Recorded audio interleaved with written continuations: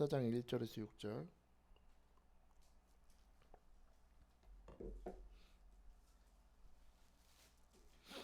제가 아는 성경으로 구약 성경 427페이지.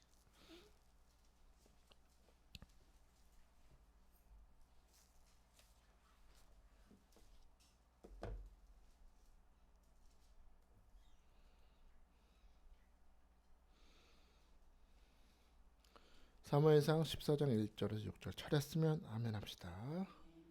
자, 교독할게요. 하루는 사울의 아들 요나단이 자기의 무기를 든 소년에게 이르되 우리가 건너편 블레셋 사람들의 부대로 건너가자 하고 그의 아버지에게는 아뢰지 아니하였더라.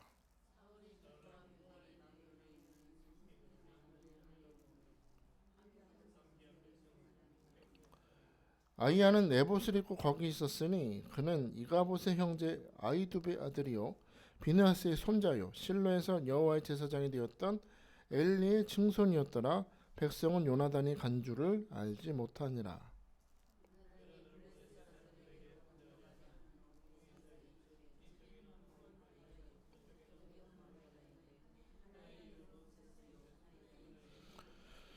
한 바위는 북쪽에서 믹마스 앞에 일어섰고 하나는 남쪽에서 게바 앞에 일어섰더라.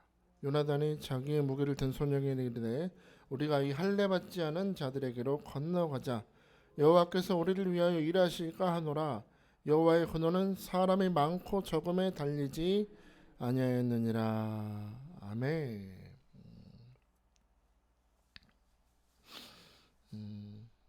오늘 부족한 주의 종의 말로 듣지 마시고 오늘 내게 주시는 하나님의 말씀으로 들어야 은혜가 있을 줄 믿습니다. 절대로 사람의 말씀으로 들으시면 안 됩니다. 저는 하나님의 대변인으로 서 있는 거지 사람으로 서 있는 게 아니기 때문에 여러분도 말씀을 들으실 때 하나님 오늘 내게 말씀하신다. 오늘 이 말씀은 나에게 들으라고 주시는 하늘의 말씀이다 생각하시면 은혜가 넘칠 줄 믿습니다. 디즈니 애니메이션 보신 적 있습니까? 디즈니에서 나오는 여러 가지 애니메이션 중에 제 기억에 항상 힘들 때마다 떠오르는 만화가 하나 있다면 요셉의 일생을 다룬 이집트 왕자 2편입니다. 1편은 모세 이야기를 다뤘고 이집트 왕자, 2편은 요셉의 이야기인데 힘들 때마다 봐요. 저는 좀 낙심되고 힘들 때마다 그 만화를 보는데 최근처럼 제가 육체적으로 많이 지쳐있고 실제적으로 좀 쉬고 있을 그때 한 번 더 보게 되었습니다. 항상 볼 때마다 반복해서 보는 장면이 하나 있는데 요셉이 보디발의 아내의 유혹을 받다가 누명을 쓰고 감옥에 갇히죠. 감옥에 갇혔는데 감옥에서 술 맡은 관원장, 떡 맡은 관원장을 만나서 꿈을 풀어줬어요. 혹시 나가시면 저를 꼭 기억해 주세요. 저는 누명을 쓰고 들어와 있습니다. 했더니 그 인간이 잊어버렸잖아. 사람을 믿을 게 못 된다는 거예요. 잊어버렸어요. 2년이 넘는 시간이 흘러가고 있습니다. 그 애니메이션을 보면 사방이 높은 벽으로 되어 있습니다. 위에는 조그맣게 철창이 되어 있는 조그만 창이 딱 있는 거예요. 캄캄한 밤에 요셉이 달빛이 비춰오는 걸 보면서 그 철장을 붙들고 하나님 제가 무슨 잘못이 있다고 이런 고난을 겪게 하십니까? 저는 주님 하라는 대로 다 했을 뿐인데요. 형들에게 미임을 받아서 보디발의 집에 끌려왔을 때도 저는 충성을 다했고 이곳 감옥에 와서도 간수장이 되어서 열심히 하나님 앞에 충성했는데 이게 뭡니까? 원망을 하다가 펑 치는 번개 소리에 놀래서 바닥에 푸석 주저앉아요. 그리고 슬퍼하다가 문득 눈을 들었더니 감옥 한 구석에 다 시들어서 쓰러진 나무 한 그루가 있는 걸 봅니다. 그 나무가지 한 구석에 나무가지 끝에 보니까 마지막으로 피어있는 푸르게 피어있는 잎사귀가 하나 딱 보이는 거예요. 죽었어. 완전히 메말른 것 같은데 보니까 그 잎사귀만 하나 푸르게 살아있어요. 그래서 요셉은 그 시들어버린 나무가지를 일으켜 세워서 나무를 탁 대고는 정성스럽게 물을 주면서 돌보기 시작합니다. 아마도 요셉은 그 나무 잎 하나를 보면서 하나님의 메시지, 또는 자기 자신을 직면한 것 같아요. 내 주변의 환경은 다 시들어버린 것 같은 나. 아, 그렇구나.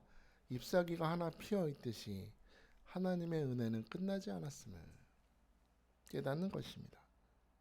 나무에 물을 주고 열심히 물을 주면서 지난 날을 돌아보는 겁니다. 형들의 미움을 받아서 손이 결박을 당해서 먼 길을 걸었던 걸음걸음, 보디발의 집에 바닥을 닦으면서 눈물 흘렸던 그 하루하루. 그런데 하나님이 형통케 하심으로 보디발의 집에서 인정을 받고 여기까지 오기까지 그 모든 날들을 돌아보면서 깨닫는 거죠. 아, 내 삶은 시든 나무처럼 다 끝난 것처럼 보였으나 그래도 나를 향하신 하나님의 은혜는 시들지 않았음.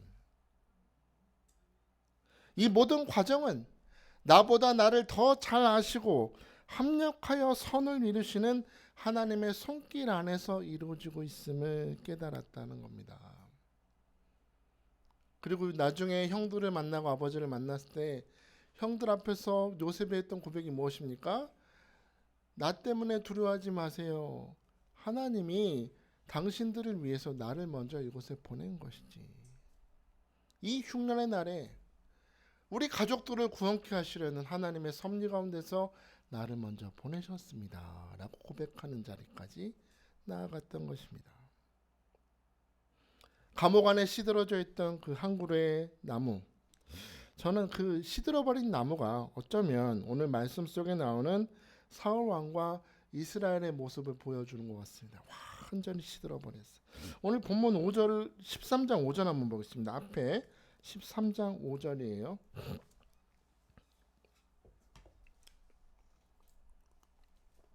시작.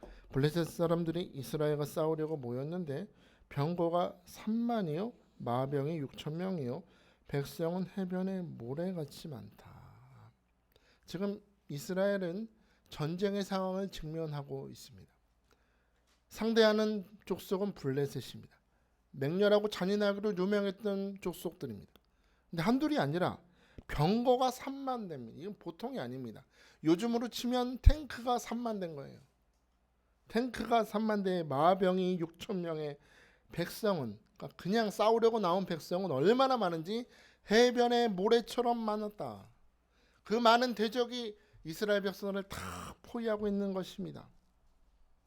그런데 그 대항에서 싸우는 이스라엘의 군대는 이제 다 도망가고 사울을 지키는 군사 600명만 남았다는 거예요. 무기라도 있으면 모르겠어. 근데 13장에 보니까 철로 된 무기를 가진 사람은 그 600명 중에 사울과 요나단 둘밖에 없었어요. 그럼 나머지는 뭘 들었을까요? 전쟁 간다고 나왔을 때 뭘 들고 있었을까요? 추측하기는 나무 막대기나 농기구를 들고 나왔을 거예요. 칼과 창으로 마병으로 병거를 이끌고 나온 대적 앞에 뭘 들고 싸워요? 낙 들고 싸움. 곡괭이 가지고 싸우면 되겠습니까? 그러니까 완전히 기가 죽었어요. 심지어 하나님의 기름 부으심 받은 자 사울 왕도 완전히 기가 죽고 낙심에 빠져 있어요. 오늘 본문 2절 보니까 사울이 기부와 변들이 미그론에 있는 석류나무 아래 머물렀고 함께한 백성은 600명 가량이었다. 이 석류나무 아래 머물렀다 그래요. 그냥 단순히 짧은 시간 머물렀다는 것이 아니라 성경 원어 성경을 보면 꽤 오랜 시간 머물러 있는 겁니다. 마치 엘리야가 갈멜산에서 큰 승리를 맛본 후에 이세벨의 위협을 받아서 도망가서 어디 아래 주저앉아 있었죠?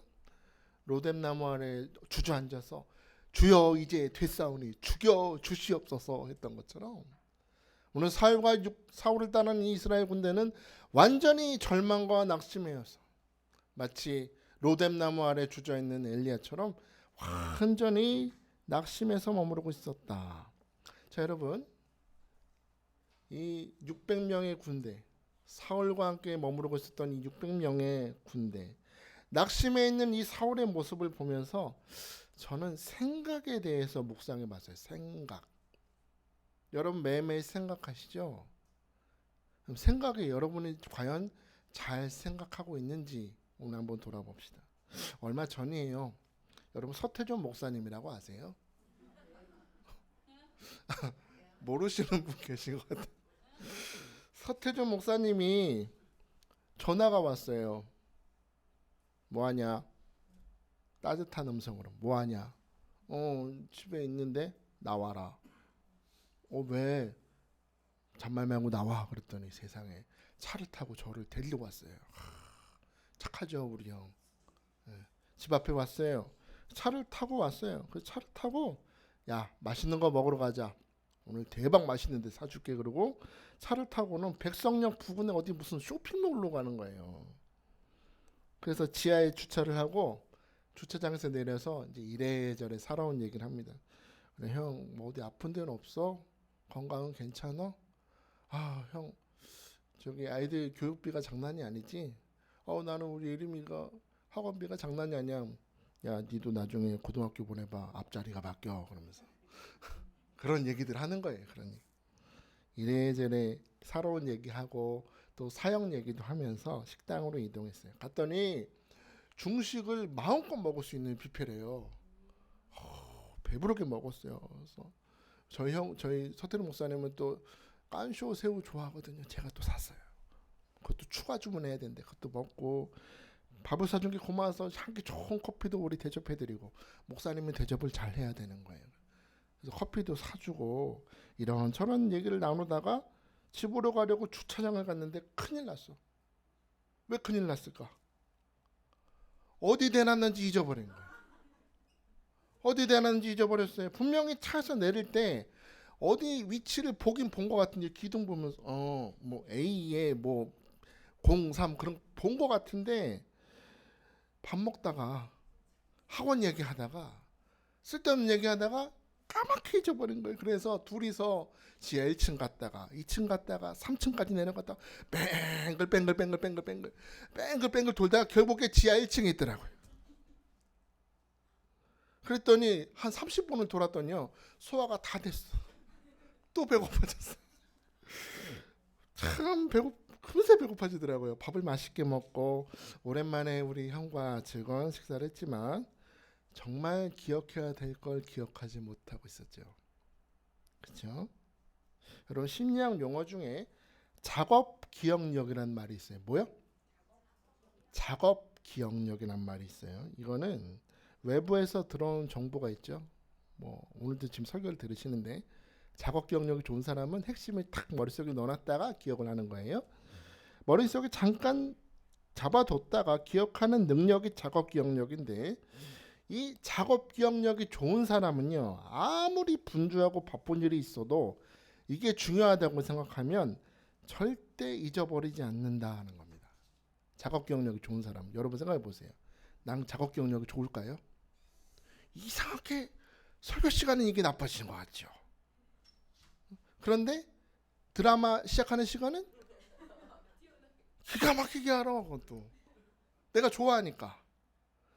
우리가요 이 작업 경력이 좋은 사람은 아무리 분주하고 바빠도 이게 중요하다면 끝내 기억하지만 이 작업 기억력이 나쁜 사람은요 처음에는 기억하다가 내가 생각할 때 다른 일이 생겼거나 다른 중요한 일이 생겼을 때 어떤 사람을 만났을 때 제가 서태룡 목사님과 이런저런 얘기하다가 중요한 걸 잊어버린 것처럼 그런 사건들 속에서 쉽게 잊어버린다는 겁니다.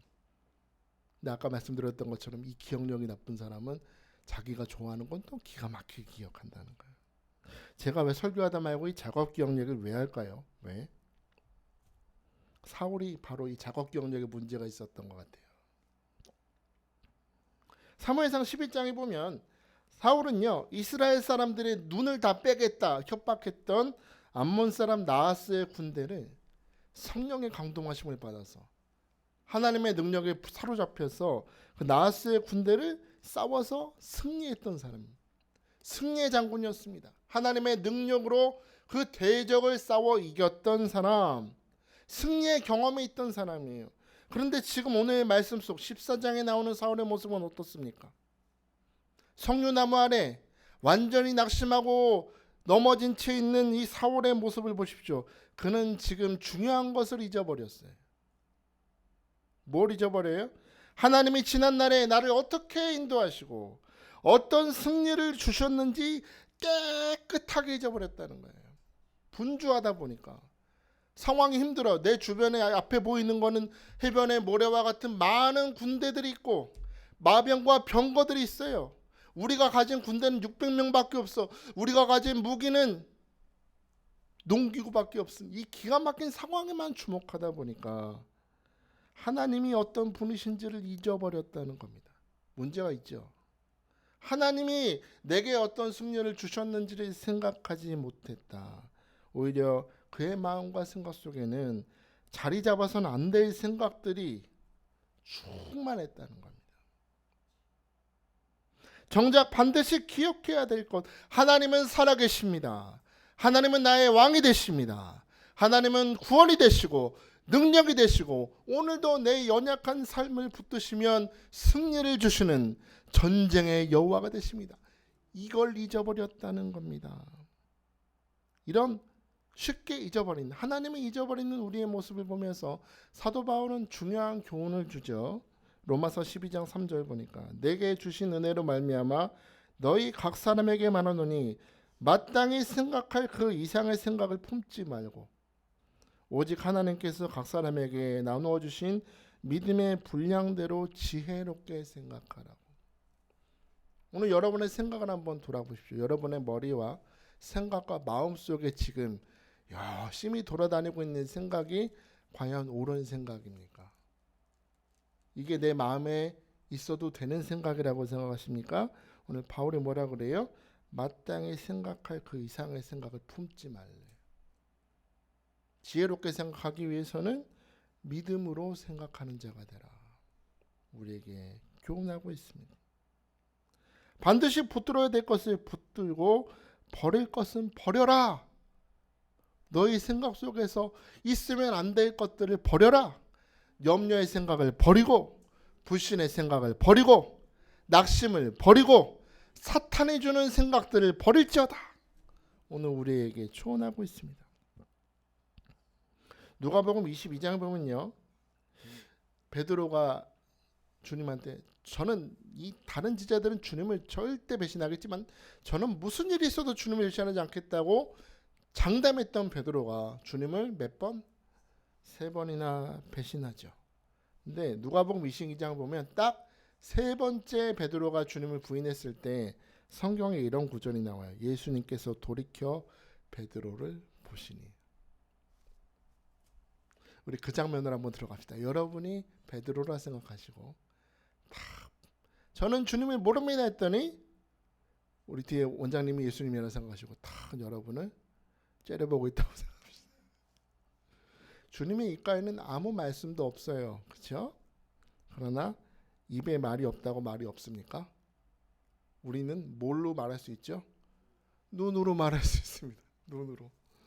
눈으로 하는 말이 있어요. 눈으로 듣는 말이 있어. 아무 말씀하지 않으셨지만 주님은 이미 베드로의 눈을 바라보시면서 뭐라고 말씀하실까요?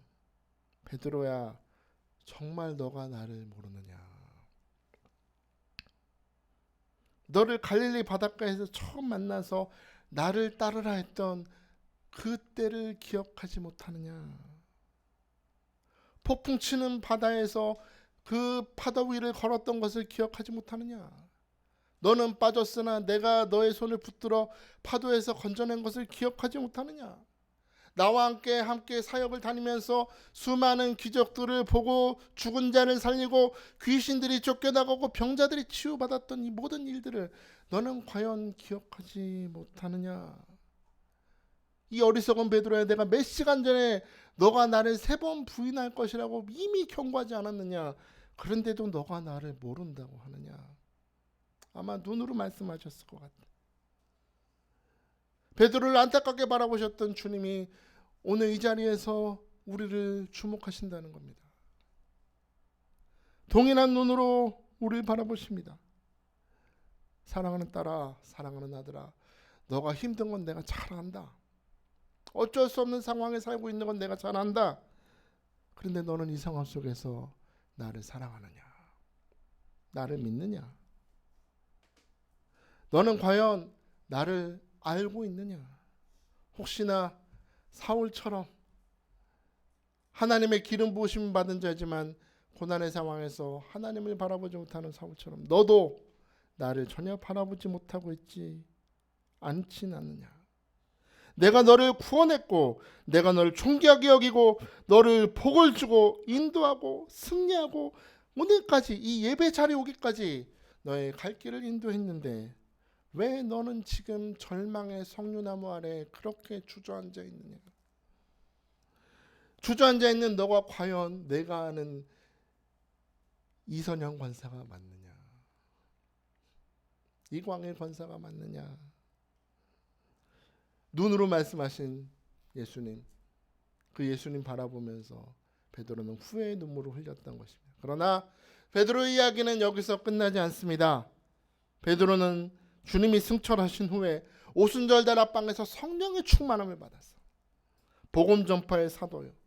설교 한 번으로 3,000명이 회개하고 예수 그리스도의 이름으로 완전병이 일으키는 기적의 사람 복음 전파의 편지로 그는 살았습니다.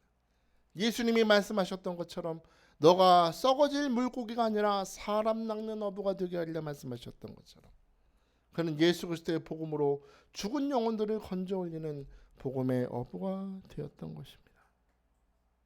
근데 여러분, 이 베드로가 이 실패 속에서도 이런 극적인 성령의 사람으로 변화됐던 그 이유가 어디 있습니까? 저는 요한복음 21장에 나왔던 사건이 그 이유라고 생각합니다. 주님이 찾아가셔서 요한의 아들 시몬아 너가 나를 사랑하느냐? 몇 번 물으셨어요? 3번. 3번 부인하면서 받았던 베드로의 마음의 상처를 너가 나를 사랑하느냐? 예, 주님 내가 주님을 사랑합니다. 3번 사랑합니다 고백하게 하심으로 그의 실패를 돌이켜서 치유하시고 성령의 사람으로 변화시켜 주셨다. 나의 실패를 돌이켜서 나의 연약함을 담대함으로 돌이켜서 영원히 승리케 하시는 하나님이 나와 함께 하심을 믿는 자가 되었기 때문에 베드로는 결국에 예수 그리스도의 사람으로 인정받았다는 거예요. 여러분에게 묻습니다. 오늘 여러분의 모습은 어떻습니까? 우리가 처음에 우리 주님을 만났을 때, 은혜 받을 때, 예배 드리면서 흘렸던 뜨거운 눈물들, 감사의 찬양들, 기쁨의 미소, 환호의 박수,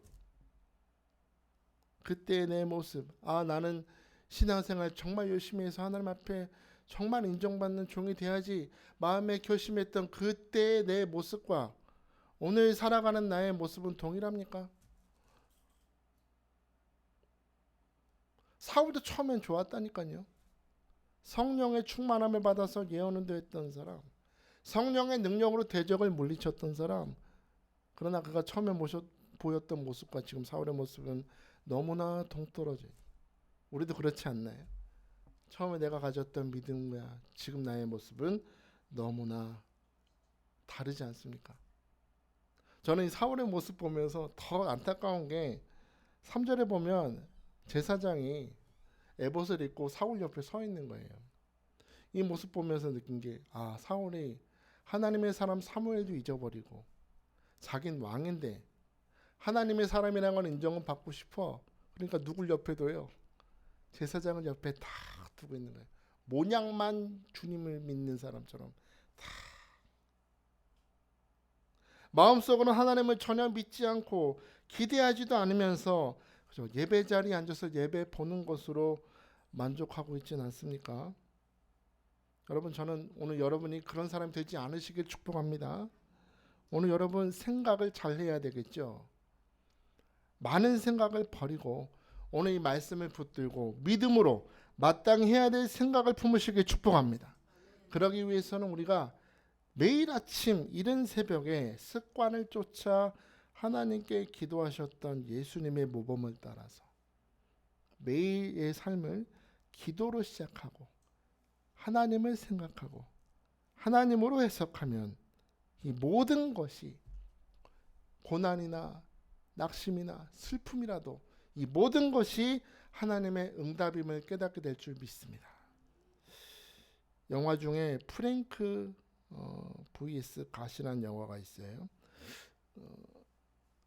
갑작스러운 문제 시험을 당하는데 이 사람이 그것 때문에 하나님과 예수 그리스도를 믿는 사람들과 이제 소송을 한 재판하는 과정이 나오는데 그 중에 이제 어떤 신부님이 선한 사람이 고통받는 것이 과연 하나님의 뜻입니까? 라고 물어요. 변호사가. 우리도 궁금할 때 있잖아요. 믿음 있는 사람이, 예수 잘 믿는 사람이 고통받는 게 과연 하나님의 뜻입니까? 물었어요. 그랬더니 이 사람이 이렇게 대답을 합니다. 제가 힘을 달라고 하나님께 기도했더니 하나님은 나를 강하게 만드는 어려움을 주셨습니다. 뭘 달라고 했더니? 힘을 달라고 했더니 뭘 주세요?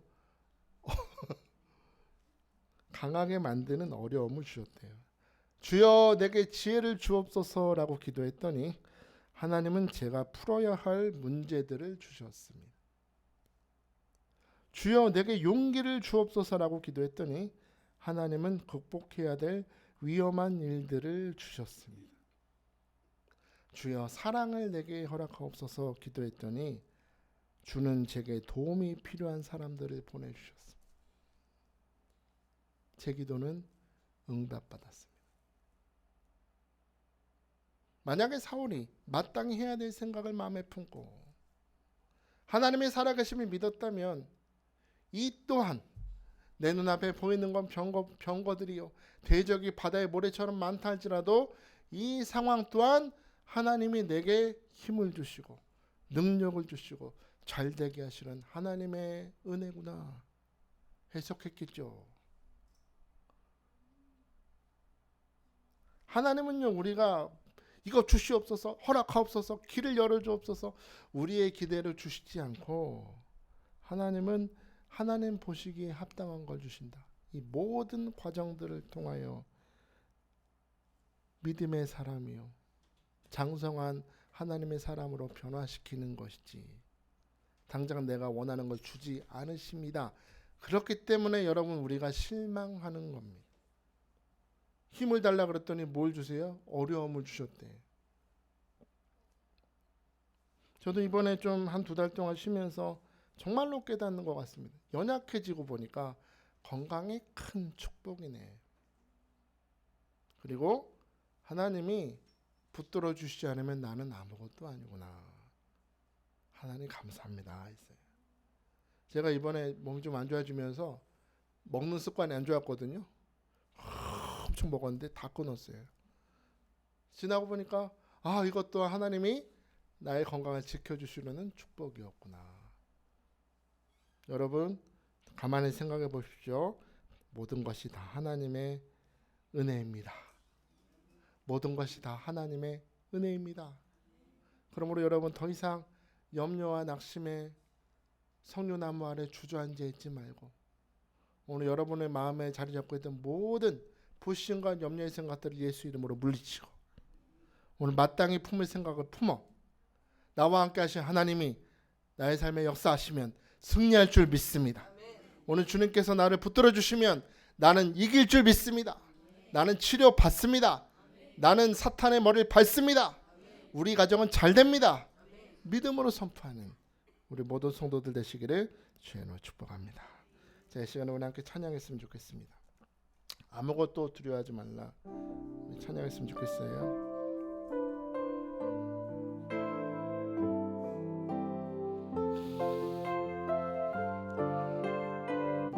아무것도 두려워 말라. 아무것도 두려워 말라. 주 나의 하나님이 지켜주시네. 놀라지 마라.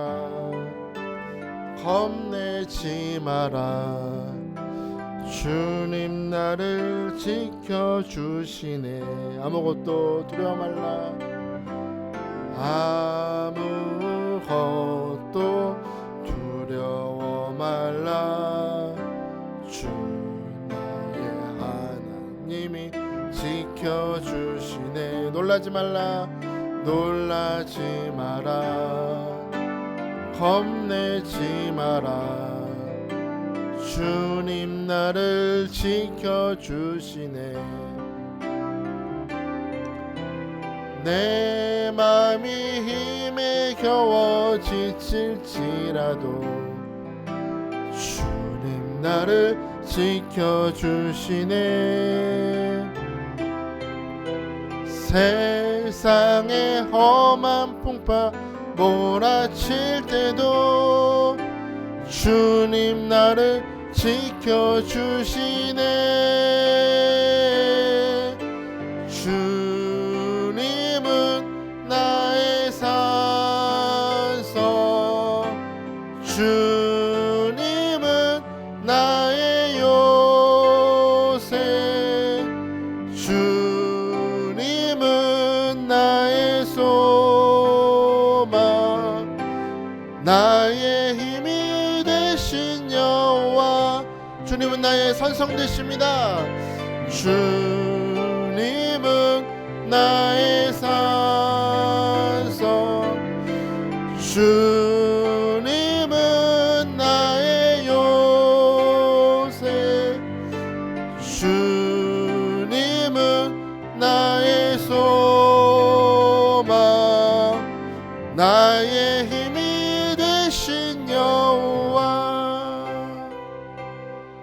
이 시간에 우리 함께 기도하기를 원합니다.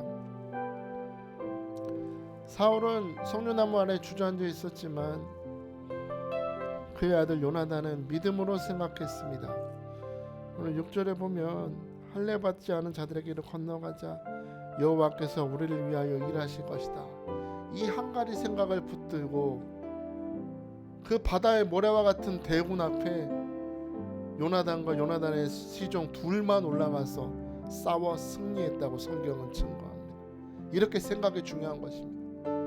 사울은 대적을 바라보는 생각에 사로잡혀 있었지만 그의 아들 요나단은 여호와께서 우리를 위하여 일하시면 우리는 승리한다. 이 생각으로 불가능의 절벽을 치고 올라가서 대적을 이겼다고 했습니다. 오늘 여러분 합리적이지 못한, 합당하지 못한 생각들 다 물러갈지어다. 믿음의 분량으로 생각하는 자가 되십시오. 하나님이 우리와 함께 하시면, 하나님이 일하시면 우리는 승리합니다.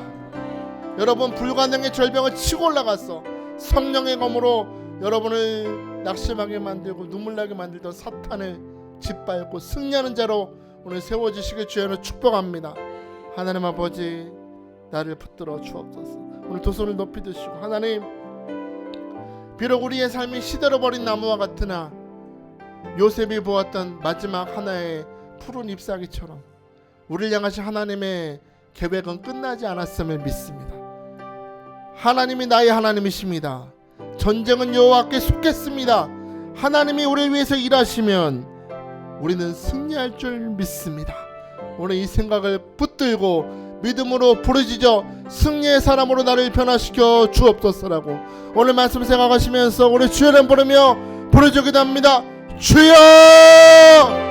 주여! 주여!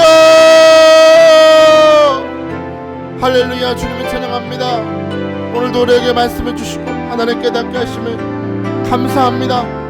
하나님, 우리가 마땅히 해야 될 생각을, 마땅히 붙들어야 될 생각을 붙드는 자가 되게 하여 주옵소서.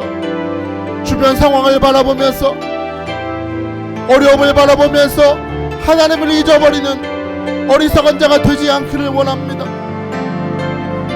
요나단과 같이 하나님이 우리를 위하여 일하실 줄 믿습니다.